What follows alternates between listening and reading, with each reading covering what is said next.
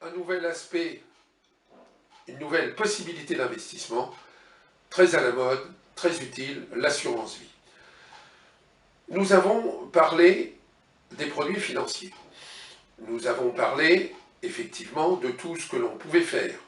Et en partie de cette palette qui est infinie, car on pourrait parler beaucoup plus largement de tout cela, mais ce n'est pas possible ici, de cette palette infinie des placements. Dans les placements, et aujourd'hui dans l'épargne financière des Français, l'assurance vie représente sans doute la part majoritaire, ce qui a un peu décru au fil des dernières années, mais qui maintient sa position dominante.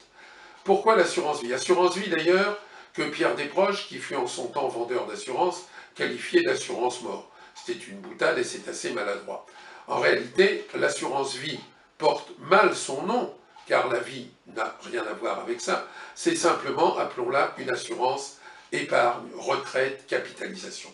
C'est une opération d'épargne classique qui va se poursuivre sur un certain temps et qui va permettre au bout de ce temps-là de disposer d'une épargne quand on en aura besoin de façon souple et avec des avantages fiscaux.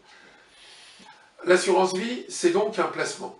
Ce placement, aujourd'hui, proposé par de nombreux contrats d'assurance existe, et il faut, je dirais, ils ne sont pas tous identiques, le mécanisme est le même, c'est-à-dire que vous mettez une somme en une fois, en plusieurs fois, périodiquement, ces sommes se capitalisent avec des taux d'intérêt, fixés à l'avance ou non, avec une durée plus ou moins conseillée ou obligatoire ou non, ça c'est autre chose, c'est dans la technique du produit, mais le système c'est le même, vous capitalisez des sommes et ces sommes vous permettent en cas de besoin, ou bien lorsque vous avez besoin de cette épargne, par exemple en prévision de la retraite, ou dans l'hypothèse de transmettre le patrimoine, ou en cas dans l'hypothèse éventuelle de votre disparition, vous permettent de faire face et de préserver vos héritiers ou d'avantager tel ou tel de vos héritiers ou telle personne.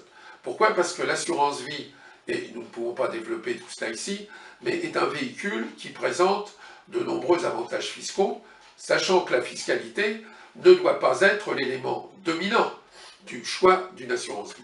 Mais c'est quand même un élément extrêmement important, puisqu'elle permet, surtout si on si on réalise ces opérations d'assurance vie avant 70 ans, d'être exonéré en large partie de droits de succession, ce qui effectivement constitue aujourd'hui un avantage non négligeable dans la fiscalité des transmissions et dans la fiscalité des successions.